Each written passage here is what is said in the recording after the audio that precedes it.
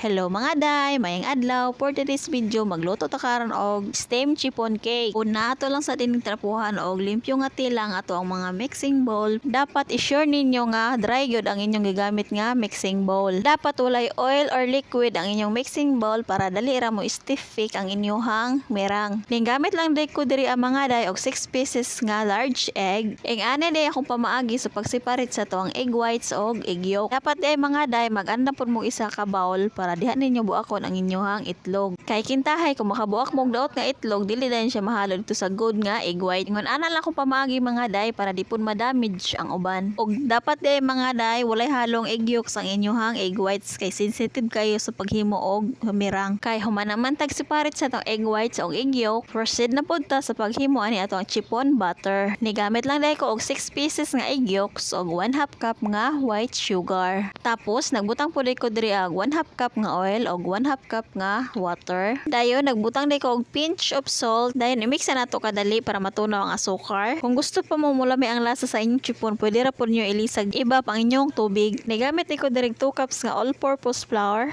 og 1/2 tablespoon baking powder. Wa din ning gisala ning harina o ang baking powder para matanggal tong iyahang buo-buo. Naapod bayay usahay mga day makapalit ko og nanay ulod or umbod mo nang kinahanglan nato siya sa laon. Kana sigurong old stock na nga harina atong mapalit mga day no. Unya gisugdan na din nako direk halo mga day. Dayon nag-anda pud ko diri og vanilla extract. I-continue lang ninyo siyang halo mga day hantod sumayon ani na ang texture sa inyong chiffon cake batter ato alang sa ni set aside. Proceed na pud ta dinhi sa paghimo sa tuang merengue. Ato alang din ning ibit na itong 6 pieces nga egg whites mga day hantod sa magpumi. Magpumi na gani sama ani isunod na natong butang natong 1/2 cup nga white sugar. Sa pagbutang sa tong asukar ginagmayon lang nato balik katuluhon natong butang para dali ra siya matunaw. Nag-add ko diri og 1/4 teaspoon nga lemon juice para pang stabilize sa ato ang mirang. Kung wala gani mo cream of tartar mga day, pwede ra pud mo mogamit og lemon juice or suka. Sa pagbit di sa atong mirang dapat stiff-fix lang siya mga day. Ayaw ninyo i-overbeat ang inyong mirang. Pag ingon ani na gani ang inyong mirang mga day, pag itaob ninyo ang inyong mixing bowl, dili na siya ma-slide. Stop na day mo sa pagbit sa inyong mirang. E kung ma-overbeat man gud ang inyong mirang, magbuo-buo naman gud na siya, maglisod na mo ana cut and fold sa inyong chiffon butter og merengue. Ingon ani lang day akong unang gibuhat mga day, nagkuha lang day ko gamayng merengue og ibutang nato sa ato ang cake batter. Gamay lang usa atong ibutang para dili kay lapot ang ato ang cake batter.